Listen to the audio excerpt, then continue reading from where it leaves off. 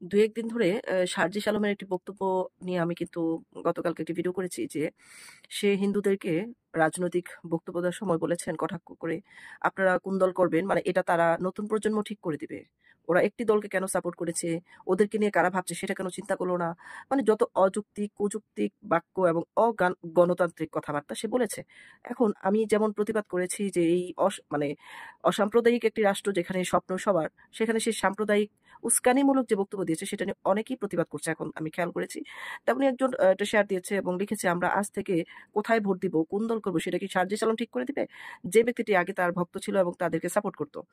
এখন তাদের যারা সমর্থন করেছিল তারা কিন্তু জনসমর্থন হারাচ্ছে। কারণ তারা রাজনৈতিক ক্ষেত্রে এত একটা অভিজ্ঞ না এবং ছাত্র থেকে হঠাৎ করে তারা নেতা হয়ে গেছে এবং দেশ চালানোর দায়িত্ব নিয়ে নিছে। সেজন্য হয়তোবা তাদের এখানে তাদের মানে অদক্ষতার পরিচয় প্রকাশ পাচ্ছে। তো তার বক্তব্যটাও আমি আবার দেখাচ্ছি আর যে ভাইটি শেয়ার করেছেন তিনি উনার পেজ থেকে আমি দেখাচ্ছি। এই ধরনের সাম্প্রদায়িক বক্তব্য আসলে এই দেশে বিশৃঙ্খলা সৃষ্টি করে না শুধু, অনেক বড় দাঙ্গার সৃষ্টি করে। যেটা আজকেও ২ টি হিন্দু বাড়িতে আগুন লাগানো হয়েছে। এই ধরনের কথা বললে তো মানুষ সাহস পায়। যারা উগ্রবাদী কাজ করে তারা তো সাহস পায়, শক্তি পায়। তো সে আসলে মানে হিন্দু ধ্বংসের বা হিন্দুদের নিধনের পক্ষে সাফাই গেয়েছে। আবার আজকে একটি বক্তব্য দিয়েছে যে এটা কেন বলেছে কি জন্য একটা গুজামিল দেওয়ার চেষ্টা করছে। আমি সেটাও আপনাদেরকে দেখাবো। আমি আগে ওর উগ্রবাদী বক্তব্যটা আপনাদেরকে দেখাই।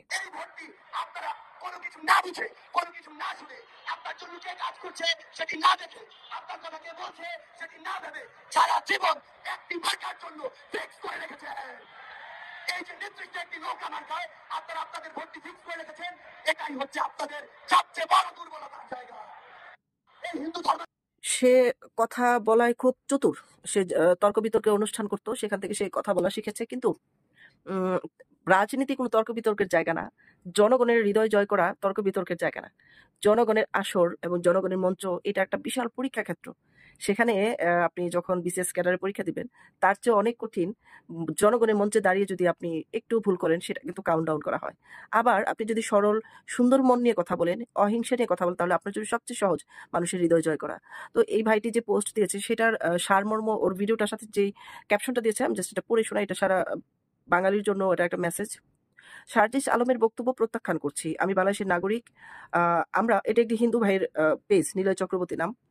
হিন্দুরা ওনাকে প্রত্যাখ্যান করেছে।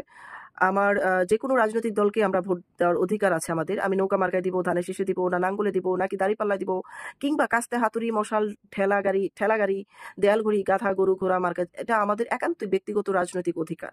আমরা রাজনৈতিক দল যেমন শারজিস আলম নির্ধারণ করতে পারে না, আবার এটাও বলতে পারে না ওই মার্কায় ভোট কিংবা এই মার্কায় ভোট না দেওয়া আমরা হিন্দুদের দুর্গতির কারণ। দ্বিতীয়ত ২০২৪ সালে এসে বাংলাদেশের হিন্দুরা কি শুধু আওয়ামী লীগের রাজনীতির সাথে যুক্ত?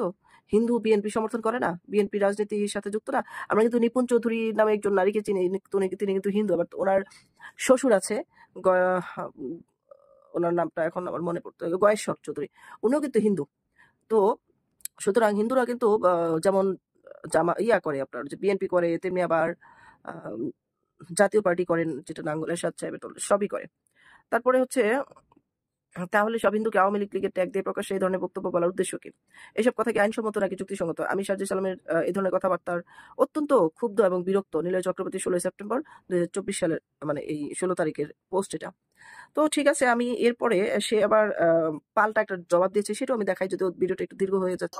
প্রয়োজন আছে, কারণ আমার মনে হয়েছে যে হয়তো আমি যে স্পিচটুকুতে কিংবা আমি যে জিনিসটি বোঝাতে চেয়েছি সেটি হয়তো বোঝাতে পারিনি, কিংবা সেটি ইচ্ছাকৃত ভাবে হয়তো কেউ দু একজন দিকে অন্যদিকে মিসলিড করতে পারে, কিংবা আমার পুরো ভিডিওটি না দেখে আমি যে জিনিসটি বোঝাতে চেয়েছি সেই প্রপার মেসেজটি আসলে সবার কাছে না যেতে পারে। সেই জায়গা থেকে আমার মনে হয় বিষয়টি ক্লিয়ার করা প্রয়োজন। সেটি হচ্ছে আমি আমার ঠাকুরগাঁও জেলার একটি মত বিনিময় সভায় আমার হিন্দু ধর্মাবলম্বী ভাই বোনদেরকে নিয়ে একটি বক্তব্য দিয়েছিলাম। যেই বক্তব্যটিতে অনেকে অনেকভাবে আসলে প্রচার করার চেষ্টা করছেন। প্রথমে আমি একটি জিনিস স্পষ্ট করি, সেটি হচ্ছে এই বক্তব্যটি শুধুমাত্র ঠাকুরগাঁও জেলার জন্য প্রযোজ্য ছিল, কারণ আমরা তো অনেক জেলায় গিয়েছি, বাকি জেলায় তো এই কথাগুলো বইনি। তার মানে ঠাকুরগাঁও জেলায় এই বক্তব্যটির একটি বিশেষত্ব রয়েছে। এবং এটি সত্য, আপনি যখন ঠাকুরগাঁও জেলার ওই আমাদের আসনগুলোর দিকে দেখবেন সেখানে যে ভোটের সংখ্যা, সেখানে আমাদের হিন্দু এবং মুসলিম যে ধর্মাবলম্বী ভাইরা রয়েছে তাদের মধ্যে ভোটের রেশিওটা হচ্ছে অনেকটা 45-55 বা কিছু কিছু জায়গায় 50। ইভেন আমার যে ইউনিয়ন সেখানেও এটি প্রায় 45-55 এই ভোটের সংখ্যাটি হিন্দু ধর্মাবলম্বী এবং মুসলিম ধর্মাবলম্বী ভাইদের মধ্যে। এখন আমি যে কথাটি সেখানে বলেছিলাম সেটি হচ্ছে আমার সবচেয়ে খারাপ লেগেছে আমি যখন দেখেছি আমি আমার এলাকার যে ভাই বোনদের সাথে, যে বন্ধুদের সাথে, যে ছোট ভাইদের সাথে, হিন্দু ধর্মাবলম্বীদের সাথে একসাথে বড় হয়েছে, একই স্কুলে পড়েছি, একই জায়গায় পড়াশোনা করেছি, প্রাইমারি স্কুল লেভেলে, হাই স্কুল লেভেলে, তারা যখন আওয়ামী লীগ সরকার চেঞ্জ হওয়ার সাথে সাথে একটি ভয় নিয়ে, একটি আশঙ্কা নিয়ে তারা যখন ঘর বাড়ি ছেড়ে ওই ভারতের সীমান্তের দিকে রওনা হয়, যখন তাদের ঘর বাড়িতে হামলা করে, এটাও সত্য, ওই হামলা কিন্তু ধর্ম দিতে হয়নি, ওই হামলা হয়েছিল পলিটিক্যাল যে বিষয়গুলো সেই বিষয়গুলোকে প্রাধান্য দিয়ে। কিন্তু আমার সবচেয়ে কষ্টের জায়গা, তারা যখন আসলে সীমান্তর দিকে রওনা দেয় নিজের সেফটির কথা চিন্তা করে, এর চেয়ে কষ্টের আর কি হতে পারে? কেন তাদেরকে ধর্ম দিয়ে চার্জ করা হবে? এই আন্দোলন তো নির্দিষ্ট কোনো ধর্মাবলম্বীদের আন্দোলন ছিল না, এই আন্দোলন বাংলা। সার্জিস আলম বলছেন যে আমি এই কথাটা এইভাবে বলিনি, ওভাবে বলেছি, মানে জেলাও সেই কুতুস, তার নাকি এলাকা ঠাকুর গায়। তো আমার কথা হচ্ছে, নিজের এলাকার মানুষ এইভাবে থ্রেট দেয়, এইভাবে অপমান করে। সমস্ত সব দলমত নির্বিশেষে সবাই যখন মানুষ, সবার যখন ভোটের অধিকার আছে, আমরা বিশ্বাস করি সবাই ভোট দেওয়ার অধিকার রাখে, সবার আইডি কার্ড আছে, তো তারা বর্ডারে চলে গেছে কেন ভয়ে, সেটাও তাদের অপরাধ। তারা বাড়িতে থাকলো না কেন অপরাধ, তারা ভয় পেয়েছে কেন সেটা অপরাধ। তারা কেন ভয় পাবে না? আজকে রাতেও তো 2টা বাড়িঘর পুড়ে ফেলা হয়েছে। এখন ওরা কোন দিকে যাবে? ওরা আওয়ামী লীগ করলেও দোষ, অনেক হিন্দুরা বিএনপি করে। এখন বিএনপি করলে যে নিরাপদ থাকবে তার গ্যারান্টি কে দিবে? তারা তো বিএনপিও পছন্দ করে না, বিএনপির সাথেও তো তাদের মতাদর্শের কোনো মিল নেই। এই ছেলেটা একসময় নিজে আওয়ামী লীগ করতো, নিজে ছাত্রলীগ করতো, করে করে সে যদি বলে যে আপনারা আগে থেকে, হঠাৎ করে এসে 4 থেকে নেমে যদি কথা বলে, তাহলে ওর এলাকার মানুষ কাকে ফলো করবে? তাকেই তো ফলো করতে হবে, তাকে অনুসরণ করতে হবে, তার অতীত ইতিহাস জানতে হবে। তাহলে অতীতে তো সে ছাত্রলীগ ছিল, তাহলে তার মতাদর্শ যদি তারা চিন্তা করে থাকে, তাহলে অপরাধটা কোথায় করেছে? তাহলে তো সবচেয়ে বড় অপরাধ সার্জিস আলম করেছে। তাকে তো তার বাড়িঘর ভাঙা উচিত ছিল, তার পালিয়ে থাকা উচিত ছিল, তার ঘরে আগুন দেওয়া উচিত ছিল, কিন্তু সেগুলো করা হয়নি, কারণ সে এখন আওয়ামী লীগের বিরুদ্ধে চলে গেছে। তো এমনও তো হতে পারে যে আওয়ামী লীগ যারা করতেন তাদেরও মানসিকতা পরিবর্তন আসতে পারে, সেই জন্য তাদের বাড়িঘর ভাঙতেছে, আগুন দিচ্ছে। এরকম ঘটনাকে সে সাফাই দেয় কিভাবে? সে কি মানব সেবা বা জনসেবা করার জন্য রাজনীতিতে আসছে, নাকি মানুষের অত্যাচার করার জন্য, শোষণ করার জন্য, নিপীড়ন করার জন্য আসছে? আবার আমি অবাক হই ওদের নতুন প্রজন্মের কথা শুনে, মনে হয় যে এলএসডি সেবন করেছে কিনা, ওদের মস্তিষ্কে কি চলে। ওরা নিজেদেরকে মেধাবী দাবি করে, কিন্তু সম্প্রীতির কোনো কথা নেই, আন্তরিক কোনো কথা নাই, শুধু গলাবাজি করা। আর গলার কণ্ঠ এরকম তীব্র, পুরো একটা সন্ত্রাসীর, মানে সন্ত্রাসী যা দেখছি সব ফেল এদের বক্তব্যের কাছে। মূলত সার্জিসের বক্তব্য শুনে মনে হয় যে সন্ত্রাসী ফেল ওর কাছে। ওর তর্ক বিতর্ক প্রতিযোগিতার বক্তব্য শুনে খুব আশা নিয়েছিলাম যে ও ছেলেটা তো মেধাবী, অনেক সুন্দর কথা বলতে পারে।